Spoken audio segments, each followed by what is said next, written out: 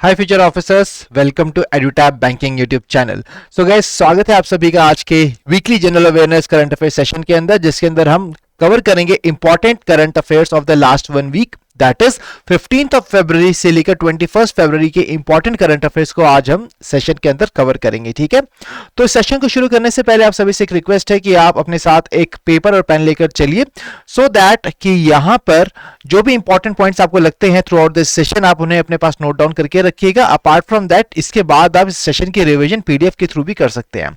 ठीक है, तो आज के दिन हम इस पर्टिकुलर वीक के इंपॉर्टेंट करंट अफेयर्स को डिस्कस करेंगे, और इस सेशन शुरू करने से पहले I am having a very good an important surprise for all of you, that is the 10 free prelims mock test book that we have launched for you।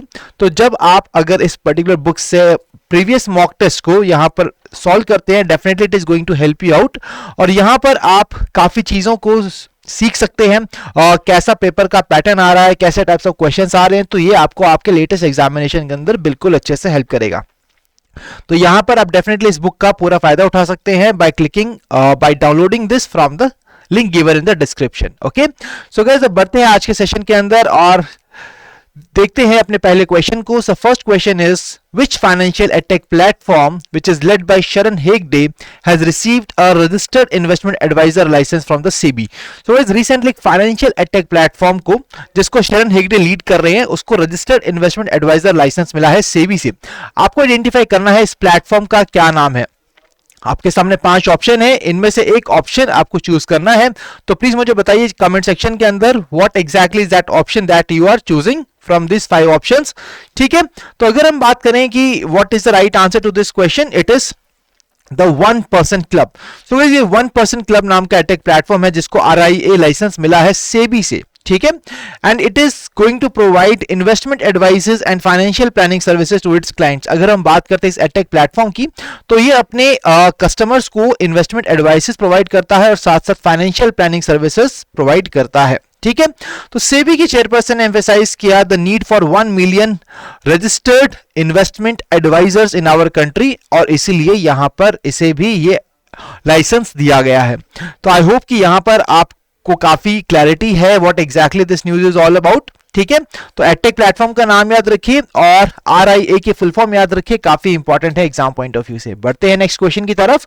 So recently in February 2025 UPA credit line was in the news. So guys, UPA credit line news के अंदर था, तो आपको identify करना है कि reserve Bank of India ने कब इस फैसिलिटी को लॉन्च किया था for providing pre approved credit lines via the UPI interface.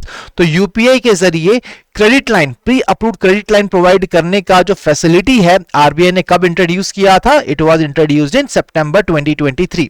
ठीक है, तो सितंबर 2023 के अंदर इसको लॉन्च किया गया था, और ये अलाउ करता है स्मॉल फाइनेंस बैंक कस्टमर्स को कि वो अपने शॉर्ट टर्म क्रेडिट को इंस्टेंटली एक्सेस कर सकते हैं without the need for a separate loan application. बिना एक सेपरेट लोन एप्लीकेशन के वो अपने शॉर्ट टर्म क्रेडिट को इंस्टेंटली एक्सेस कर सकते हैं इस पर्टिकुलर फैसिलिटी के जरिए। Okay, apart from that, following the board approved policies, the small finance banks will determine the credit limits, credit period and applicable interest rates for the pre sanctioned borrowing limit. अपनी pre sanction borrowing limit के under ये इस चीज को execute कर सकते हैं। Okay, so please remember the date, that is सितंबर 2023, the time when UPI credit line was been launched by the Reserve Bank of India. बढ़ते हैं अगले क्वेश्चन की तरफ। So that is a new initiative, that is MITRA initiative, जिसको सेबी ने launch किया है। आपके सामने क्वेश्चन ये है, how many years of inactivity classifies a mutual fund folio as inactive even if there is a unit balance? अगर उसके अंदर एक यूनिट बैलेंस है तब भी inactivity को जब हम क्लासिफाई करते हैं अंडर द मित्र इनिशिएटिव, तो what exactly is that time period, कितने इयर्स का वो टाइम पीरियड है? So that time period is of 10 years. ठीक है, तो सेबी का जो मित्र इनिशिएटिव है, इसका फुल फॉर्म याद रखिए, काफी इंपॉर्टेंट है, that is mutual fund investment tracing and retrieval assistant. So guys, आपका मित्र क्या करता है? आपकी मदद करता है। इसी तरीके से ये जो इनिशिएटिव है ये भी मदद करेगा म्यूचुअल फंड की। कैसे? तो ये म्यूचुअल फंड इन्वेस्टमेंट ट्रेसिंग है, तो जहां जहां पर आपने इन्वेस्टमेंट किया है उसको आप ट्रेस कर सकते हो, and retrieval assistant. So guys that's how it is going to help its investors. जो इन्वेस्टर है वो ट्रैक कर सकते हैं और रिक्लेम कर सकते हैं अपने इनएक्टिव और अनक्लेम्ड म्यूचुअल फंड फोलियोस को with the help of Mitra initiative. ठीक है, अब बात आती है कि फोलियो क्या है guys. Folio is classified as inactive if there has been no investor initiated transaction। अगर कोई भी इन्वेस्टर इनिशिएटेड ट्रांजैक्शन नहीं हुई है 10 इयर्स तक के टाइम पीरियड के लिए, तो ये उसको इनएक्टिव डिक्लेयर कर देता है। ठीक है, so Mitra is jointly hosted by two registrar and transfer agents, that is computer age management services limited and KFin technologies limited. तो दोनों ऑर्गेनाइजेशंस का नाम याद रखिए, मित्र के फुल फॉर्म को याद रखिए, that is important from exam point of view. Let's move on to next question. Next question is on नक्शा। तो जो पायलट प्रोजेक्ट नक्शा है, Naksha stands for national geospatial knowledge based land survey of urban habitations. तो इसको कौन सी location पर inaugurate किया गया रिसेंटली? इसको इनॉग्रेट किया गया राइजन। राइजन कहां पर है? मध्य प्रदेश के अंदर। तो मध्य प्रदेश के अंदर इस प्रोजेक्ट को रिसेंटली लॉन्च किया गया है। ठीक है, and it is been designed to improve land records. Urban areas के अंदर जो लैंड रिकॉर्ड्स हैं उनको इंप्रूव करने के लिए इसको लॉन्च किया गया है इन 26 स्टेट्स एंड 3 यूनियन टेरिटरीज। ठीक है, तो हम सभी देखते हैं हमारे आसपास काफी डिस्प्यूट्स होते हैं which are related to the properties, कि लोगों को काफी ज्यादा कंफ्यूजन होता है कि हमारी प्रॉपर्टी का दायरा कहां तक है, हमारी प्रॉपर्टी की लिमिट कहां तक है, राइट। तो यहां पर ऐसे जो भी लैंड रिलेटेड डिस्प्यूट्स हैं उनको रिड्यूस करने में ये नक्शा जो है ये हेल्प करेगा, and it will ensure accurate documentation of land ownership, so that कि हर कोई अपने लैंड की ओनरशिप को सक्सेसफुली डिक्लेयर कर सके, शोकेस कर सके। ठीक है, so this platform will developed by the Madhya Pradesh state electronic development corporation and storage for this documents will be provided by National Informatics Center Services. I hope this is clear to all of you. जो estimated cost है नक्शा pilot programme की वो रहेगी आपकी 194 करोड़ की, जिसको पूरी की पूरी फंडिंग मिलेगी गवर्नमेंट ऑफ इंडिया से। तो गवर्नमेंट ऑफ इंडिया फंड करेगा 194 करोड़ इज दैट अमाउंट। नक्शा पायलट प्रोग्राम याद रखिए, मध्य प्रदेश के राइजन से इसको शुरू किया गया है। नेक्स्ट क्वेश्चन, सो कौन सा बैंक है जिसने रिसीव किया है आरबीआई का approval to set up an international financial services centre banking unit? तो यहां पर international financial services centre banking unit setup करने का अप्रूवल आरबीआई ने किसको दिया है? आरबीआई ने दिया है अप्रूवल बैंक ऑफ महाराष्ट्र को। ठीक है, जो ये आईएफएससी बैंकिंग यूनिट होती है ये प्रोवाइड करती है इंटरनेशनल फाइनेंशियल मार्केट्स का accessibility, and it allows the bank, से बैंक को अलाउ करेगी to offer a wide range of products. इसके जरिए banks different range of products को प्रोवाइड कर सकते हैं which includes external commercial borrowings to its customers. I hope that this point is absolutely clear to all of you. Next question, before moving on to that, let's see some benefits which are being given for setting up the banking units in the GIFT City. So guys, it includes tax exemptions are being given, offshore fund relocation provide किया जाता है, direct listing framework यहाँ पर execute किया जाता है, investment push मिलता है उन एंटाइटीज को. So these are the total incentives and the benefits which are been given to the banking units which are set up in the GIFT City. ठीक है, तो इसको आप याद रखिए, बैंक ऑफ महाराष्ट्र को रिसेंटली अप्रूवल मिला है आरपीआई से. बढ़ते हैं अगले क्वेश्चन की तरफ. उस पोर्टल का नाम बताइए which is set for soft launch in April 2025 to onboard women centric insurance field sales force. So guys, insurance field sales force के अंदर विमेन, यहां पर विमेन को इंक्लूड करना, women centric insurance field sales force को onboard करने के लिए किसको लॉन्च किया गया है? इट हैज बीन बीमा वाहक. सो बीमा वाहक एक पोर्टल है for a women centric localised insurance field sales force, और इसको 2025 के अंदर लॉन्च किया जाएगा. बीमा सुगम इंडिया फेडरेशन को सेटअप किया गया है to operate this particular platform. ठीक है, और ये जो इनिशिएटिव है बीमा वाहक, ये पार्ट है बीमा ट्रिनिटी प्रोजेक्ट का विच इंक्लूड्स बीमा सुगम एंड बीमा विस्तार ऑल्सो. ठीक है जी, I hope this is clear to all of you.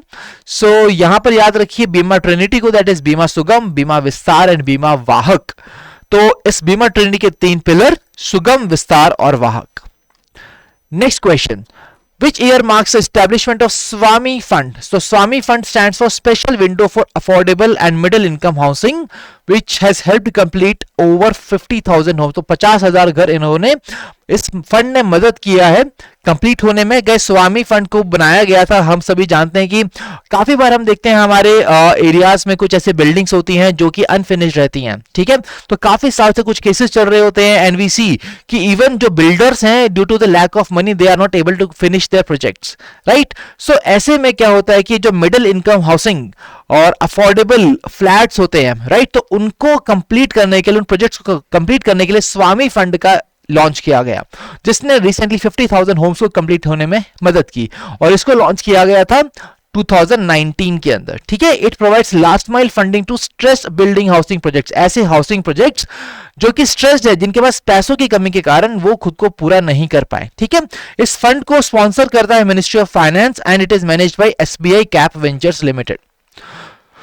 अगर हम बात करते हैं फरवरी 2025 तक की, तो फंड ने सक्सेसफुली कंप्लीट किया है 50,000 होम्स को। So it is really a very big number for all these families who are going to live under this particular homes, right. So एक लार्जेस्ट सोशल इंपैक्ट फंड है जिसको launch किया गया था India के रियल एस्टेट सेक्टर के लिए। And the fund primarily targets projects registered under the real estate in the affordable and middle income housing, that is वो हाउसिंग यूनिट्स जिनका एरिया 200 स्क्वायर मीटर से ज्यादा नहीं होता है, वो हाउसिंग प्रोजेक्ट्स इसके अंदर इंक्लूडेड रहते हैं। तो इस लिमिट को याद रखना काफी जरूरी है। स्वामी की फुल फॉर्म को याद रखिए, किस ईयर में लॉन्च हुआ था, और ये माइलस्टोन को याद रखिए। ओके, बढ़ते हैं नेक्स्ट क्वेश्चन की तरफ। सो आरबीआई ने अनाउंस किया है कि it will be injecting some amount of liquidity through the variable repo rate auction. तो आपको आइडेंटिफाई करना है कि या बैंकिंग सिस्टम के अंदर लिक्विडिटी को एनहांस करने के लिए ये जो अनाउंसमेंट आरबीआई ने की है वो कितने करोड़ लिक्विडिटी को ये इंक्लूड करेगी। सो that is total amount of ₹2,50,000 crore, ठीक है। वेरिएबल रेपो रेट क्या है? ये एक मॉनेटरी पॉलिसी टूल है जिसको आरबीआई इस्तेमाल करता है to manage liquidity in the banking system. Banking system में लिक्विडिटी को बढ़ाना घटाना, तो उसके लिए वीआरआर का इस्तेमाल किया जाता है। Next question, the Insurance Regulatory and Development Authority of India, इन्होंने इंट्रोड्यूस किया है बीमा असबा।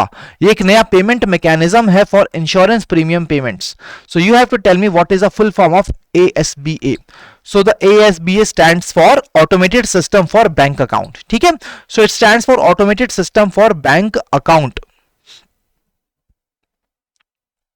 That is the right part.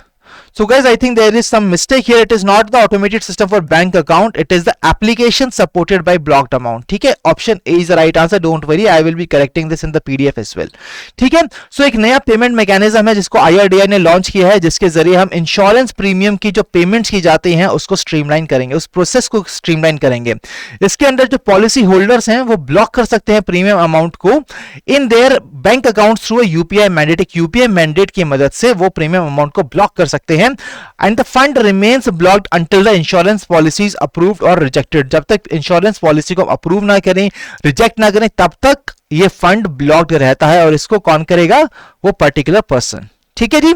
सो ये अप्रोच इंश्योर करती है इंश्योरर को that it can confirm the payment only after accepting the policy application. जब तक पॉलिसी एप्लीकेशन नहीं मिलेगी तब तक पेमेंट नहीं होगी। तो इस चीज की श्योरिटी देता है बीमा ASBA, that is application supported by blocked amount. Next question, so Bharat Sanchar Nigam limited ने पहली बार 2007 से लेकर अभी तक प्रॉफिट रिपोर्ट किया है। You have to tell me here कि वो कितना प्रॉफिट अमाउंट था जो कि बीएसएनएल ने रिपोर्ट किया है। It is 262 crore rupees. तो 262 करोड़ का प्रॉफिट 2007 से के बाद अब पहली बार 2024 के अंदर इसको रिपोर्ट किया है, ठीक है। It has made its first return to profitability since 2007। तो लास्ट टाइम ये कंपनी प्रॉफिट में कब थी? 2007 के अंदर। And it plays a key role in providing affordable telecom services including landline, mobile and broadband services across the whole country. Next question, adopt heritage 2.0 programme को discuss किया गया था पार्लियामेंट के अंदर। आपको बताना है कि वो कौन सी ऑर्गेनाइजेशन या मिनिस्ट्री है जो इंप्लीमेंट करती है इस प्रोग्राम को। That is adopt heritage 2.0 programme. So it is implemented by Archaeological Survey of India, ठीक है। इसके जरिए हम क्या करते हैं? हम एंगेज करते हैं दोनों ही प्राइवेट और पब्लिक सेक्टर एंटाइटीज को, जिसके जरिए वो विजिटर फ्रेंडली एमेनिटीज को डेवलप करे हमारे प्रोटेक्टेड मॉन्यूमेंट्स के ऊपर थ्रू सेल्फ फंडिंग, खुद से ही फंडिंग करके वो विजिटर फ्रेंडली एमेनिटीज को क्रिएट करे, सो दैट हमारे जो विजिटर्स हैं जो इन मॉन्यूमेंट्स को विजिट कर रहे हैं उनका एक एक्सपीरियंस हम और बेहतर बना सके। Next question, which company join Coca Cola's billion dollar club in 2024? तो बिलियन डॉलर क्लब इन्होंने लॉन्च किया है, becoming third Indian brand. The name of this brand is Maaza. तो माजा बन गई है एक और billion dollar club company of Coca Cola. Next question, RBI lifted restrictions on the Kotak Mahindra Bank. What was the main reason for initial restrictions? तो क्या reason था कि पहले रिस्ट्रिक्ट किया गया था कोटक महिंद्रा बैंक को और अब इसको अपलिफ्ट कर दिया गया इन रिस्ट्रिक्शंस को? So basically that was the failure of the bank to address IT system gaps. Guys, हम मानते हैं कि जो बैंक है, ठीक है, नेट बैंकिंग हम इस्तेमाल करते हैं, बाकी सर्विसेज को हम इस्तेमाल करते हैं, तो वहां पर जो आपका आईटी सिस्टम है वो काफी ज्यादा स्ट्रांग रहना चाहिए, क्योंकि यहां पर लोगों को नुकसान हो सकता है, राइट? और जब भी बात पैसे की आती है तो इश्यू और ज्यादा सीरियस हो जाता है. इसीलिए आरबीआई ने कहा है कि हमारा आईटी सिस्टम बहुत ही स्ट्रांग होना चाहिए. बट कोटक महिंद्रा बैंक के आईटी सिस्टम में काफी गैप्स थे और वहां फ्रीक्वेंट आउटेजेस देखी जाती थी in the core banking system. That's why the bank was restricted and now these restrictions have been uplifted from the Kotak Mahindra Bank. याद रखिए नाम Kotak Mahindra bank. Next question, 38th national games recently Uttarakhand के अंदर conclude हुए. Overall champion in games का कौन था? तो जब भी ऐसे कोई इवेंट होता है वी हैव टू कवर कि कौन चैंपियन था, कौन टॉप पर था. So basically here let me tell you that it was Kerala which has won this particular edition of 38th national games which has happened in Uttarakhand. ठीक है, overall champion थी services sports control board. When we talk about the overall champion of these games, it was the Services Sports Control Board with a total of 68 gold, 26 silver and 27 bronze medals. So my dear friends, sorry, I think there is some issue with the PPT today, right? Do not worry about it, and we will be covering only the correct answers, don't worry. So right answer to this question is basically option D and not option C here. Right answer is Services Sports Control Board. That is the right answer. Next question, 14th Asian Fisheries and Aquaculture Forum recently Delhi के अंदर हुआ था. इसका theme क्या था? Guys, Asian fisheries and aquaculture forum को recently host किया था न्यू दिल्ली के अंदर. And the theme for this particular forum, अगर हम बात करते हैं, was greening the blue growth in Asia. Greening the blue growth in Asia Pacific, that is the right answer. ठीक है, so option B is the right answer to this question. इस forum की अगर हम बात करें, इसको ऑर्गेनाइज किया था एशियन फिशरी सोसाइटी ने. कुआलालंपुर के अंदर है ये, under the ICAR, New Delhi, department of fisheries, government of India and Asian fishery society Indian branch, Mangalore. Next question, Mahant Satyendra Das pass away recently. What position did Mahant Satyendra Das hold? तो वो कौन सी पोजीशन को होल्ड कर रहे थे?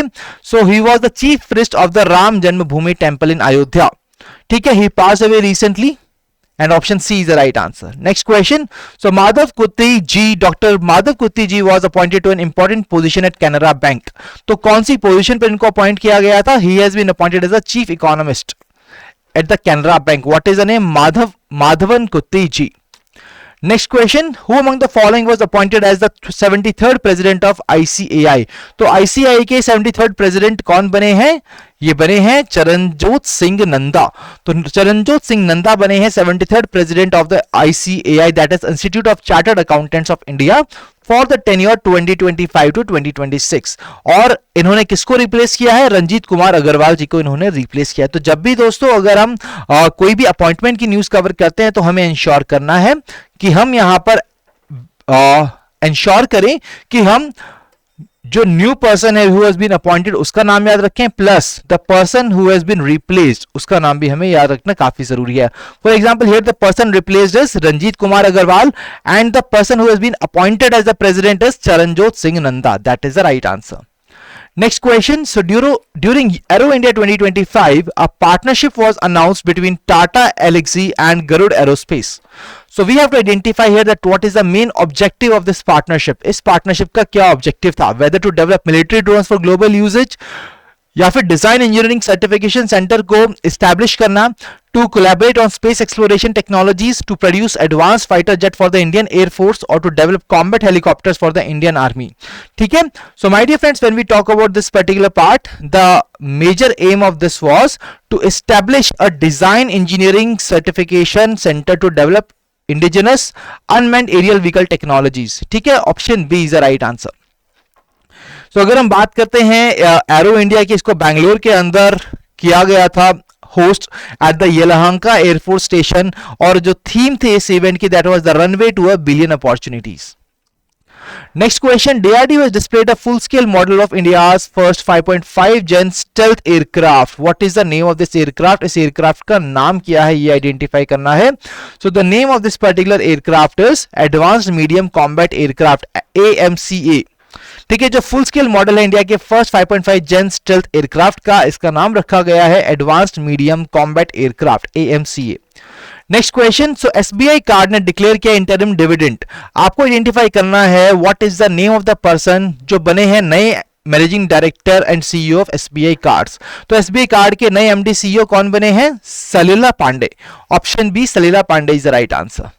Next question, Project Lion was discussed in Parliament. ये Project Lion कहां पर इंप्लीमेंट किया गया है? Where has been Project Lion has been implemented. Guys जब भी ऐसा कोई प्रोजेक्ट आएगा तो उसे कहां इंप्लीमेंट किया गया है, काफी इंपॉर्टेंट चीज है. It has been implemented in Gir landscape of Gujarat. ठीक है, तो अगर हम बात करते हैं प्रोजेक्ट लॉयन की, तो ये बेसिकली काम करता है एशियाटिक लायन की कंजर्वेशन के लिए. और ये कैसे करते हैं कंजर्वेशन? एक लैंडस्केप इकोलॉजी अप्रोच का इस्तेमाल करके, जहां पर हम उस पर्टिकुलर एरिया की डेवलपमेंट करते हैं, लोकल कम्युनिटी के पार्टिसिपेशन से हम उनकी कंजर्वेशन को एग्जीक्यूट करते हैं. ठीक है, एशियाटिक लायन की बात करें तो इसको अपग्रेड किया गया है from critically endangered to endangered on the IUCN red list. Okay, तो ऐसे कंजर्वेशन एफर्ट्स की वजह से ही अपग्रेड किया गया है एशियाटिक लायन को इस पर्टिकुलर लिस्ट के अंदर. नेक्स्ट क्वेश्चन, सो सिडबी और AFD that is agency franchisee development ने एक MOU साइन किया है. और जब भी कोई MOU साइन हो आपको आइडेंटिफाई करना है कि किस पार्टी के बीच में ये MOU साइन हुआ है, right, and what is the aim of this particular MOU. So अगर हम बात करें इस MOU की, क्यों सिडबी ने AFD के साथ MOU साइन किया? The MOU has been signed to scale up green finance solutions for Indian MSME. जो इंडियन MSMEs हैं उनको ग्रीन फाइनेंस सॉल्यूशंस प्रोवाइड करना. ठीक है, as a part of this it will be providing $100 million to the SIDBI to expand affordable financing for the MSMEs. That is the right answer. ठीक है, I hope that this is clear to all of you guys. So option B is the right answer to this question. Option B is the right answer. Do not worry about it. PDF के अंदर आपको चीजें एकदम correct form में मिलेंगी, एकदम updated मिलेंगी, तो उसकी चिंता मत कीजिए. Right answer is option B. Next question, 12th edition of the World Government Summit. So guys जब भी कोई समिट होती है तो वो कहां हुई, काफी इंपॉर्टेंट है. तो वर्ल्ड गवर्नमेंट समिट को दुबई UAE के अंदर होस्ट किया गया था with the theme shaping future governments. Shaping future government is the theme of the World Government summit 2025. Next question, central coalfield limited and northern coalfield limited ने एक MOU sign किया है श्री सत्य Sai health and education trust के साथ, जिसके जरिए ये एक इनिशिएटिव को इंप्लीमेंट करेंगे जिसका नाम है Nanha Sa Dil initiative. So you have to tell me what is the main objective. Guys क्या ऑब्जेक्टिव है नन्हा सा दिल इनिशिएटिव का, ये हमें आइडेंटिफाई करना है. So this initiative has been launched to provide life-saving surgeries for children suffering from congenital heart disease. तो जो बच्चे congenital heart disease से सफर कर रहे हैं उनको लाइफ सेविंग सर्जरीज प्रोवाइड करना इस इनिशिएटिव का पार्ट है. ये एक कॉर्पोरेट सोशल रिस्पॉन्सिबिलिटी इनिशिएटिव है कोल इंडिया लिमिटेड का. ठीक है, so option C is the right answer. Next question, so China has announced the construction of its first deep sea research station. Where will this research station be located? ये research station कहां पर located है? ये research station located है South China Sea के अंदर. ठीक है, तो ये चाइना का first deep sea research station है जिसको लॉन्च किया गया था और ये ऑपरेशनल होगा 2030 तक. Next question, Tulsi Gabbard has been appointed as the US Director of National Intelligence. तो इनकी अपॉइंटमेंट के बारे में खास बात क्या है? गाइस जब भी ऐसी कोई मेजर अपॉइंटमेंट होती है, if there is something very special and something which is relatively equivalent to some milestone, तो हमें उसको कवर करना काफी जरूरी है. तो अगर हम बात करते हैं तुलसी गबार्ड की, तो जो तुलसी गबार्ड है इन्होंने हिस्ट्री बनाई है क्योंकि फर्स्ट हिंदू बनी है to be appointed as the US Director of National Intelligence, और ये second woman है to hold this prestigious position after Avril Haines. So option B is the right answer. Next question, Constantine Salos was elected as the new president of Greece. So Greece के नए president बने हैं ये. So इन्होंने किसको replace किया है? इन्होंने replace किया है यहां पर कैटरीना को. ठीक है, तो Katrina was earlier serving as the president, now Constantine is the new president of Greece. सो जब भी कोई ऐसी हेड ऑफ द गवर्नमेंट का चेंज होता है तो आपको काफी इंपॉर्टेंट है याद रखना दोनों ही नाम, ठीक है। अपार्ट फ्रॉम दैट ग्रीस की कैपिटल और करेंसी आप मुझे बताएंगे in the comment section. Next question, BAFTA awards 2025 recently हुए थे, तो किस मूवी को बेस्ट फिल्म अवार्ड मिला है? So this award was been won by the Conclave movie, ठीक है। तो कॉन्क्लेव मूवी जिसको डायरेक्ट किया एडवर्ड बर्जन ने, उसे बेस्ट फिल्म का अवार्ड मिला है and it has also won 4 awards. अगर हम बात करते हैं बाकी अवार्ड की, तो best director award was been given to Brady Corbet for the movie Brutalist and the best leading actress award was given to Mikey Madison for Anora. So जब भी ऐसे कोई recent awards आते हैं तो हमें ensure करना है कि हम ये award winners को अच्छे से याद रखें from the exam point of view, okay?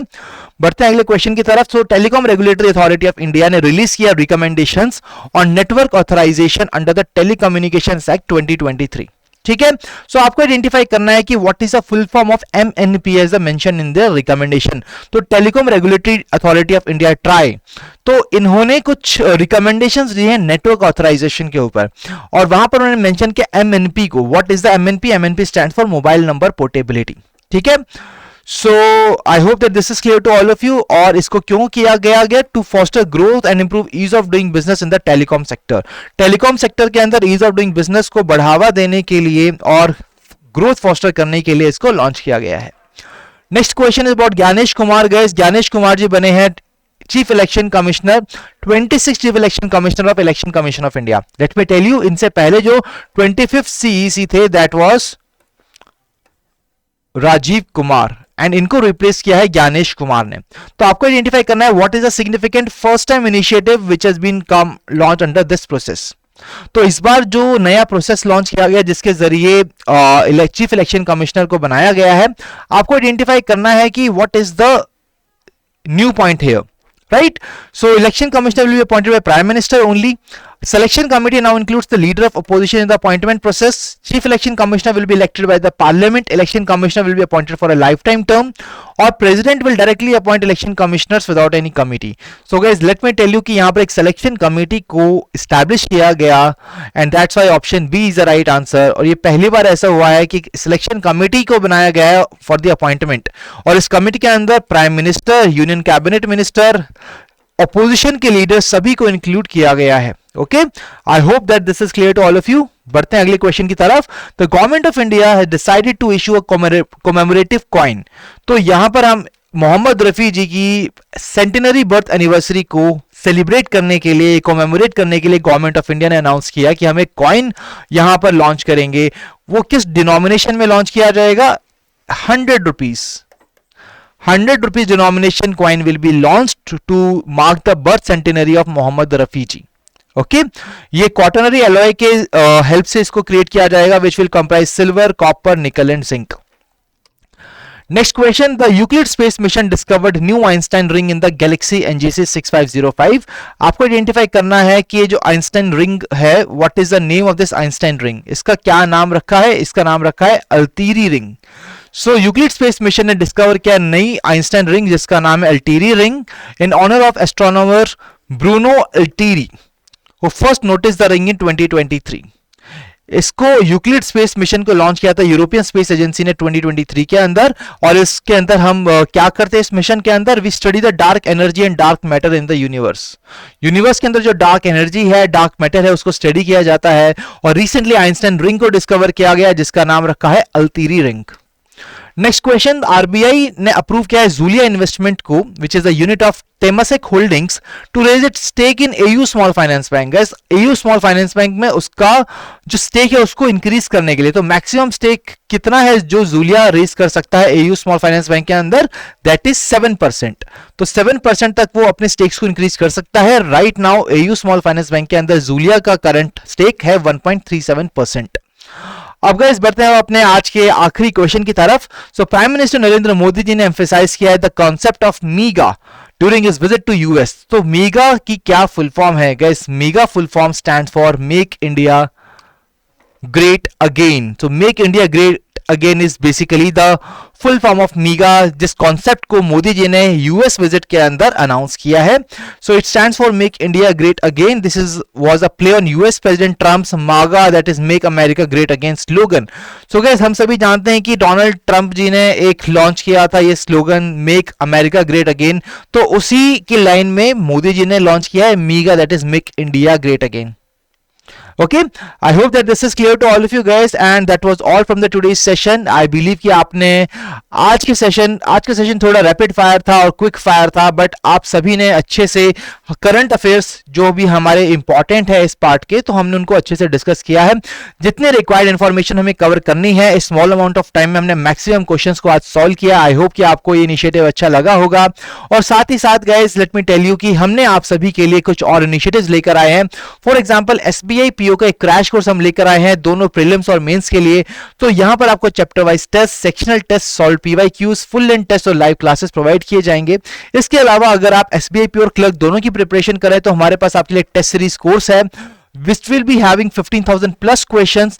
and if you are someone जो सिर्फ एसबीआई पीओ की प्रिपरेशन कर रहे हैं और उन्हें सिर्फ टेस्ट सीरीज चाहिए, तो उसके लिए ऐसे स्टूडेंट्स के लिए भी हमारे पास प्रीलिम्स और मेंस के 10,000 प्लस क्वेश्चंस के साथ एक सेपरेट टेस्ट सीरीज का कॉम्बो है. ठीक है. सो गाइज, आप अपने अकॉर्डिंग इनमें से कोई भी कोर्स को यहां पर ज्वाइन कर सकते हैं, जिसकी आपको फर्दर इंफॉर्मेशन मिलेगी from the website of Edutap, जिसका लिंक आपको डिस्क्रिप्शन के अंदर मिल जाएगा. ठीक है. सो मेक श्योर कीजिए कि आपके कुछ फाइनल डेज बचे हैं, इसका पूरा फायदा उठाइए.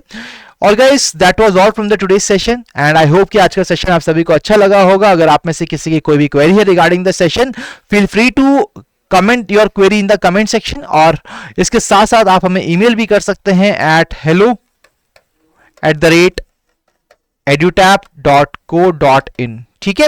इसके अलावा आप कॉल कर सकते हैं 8146207241 के ऊपर. सो मिलेंगे हम अपने नेक्स्ट सेशन के अंदर. Till then, stay happy, stay healthy. Wish you all happy learning.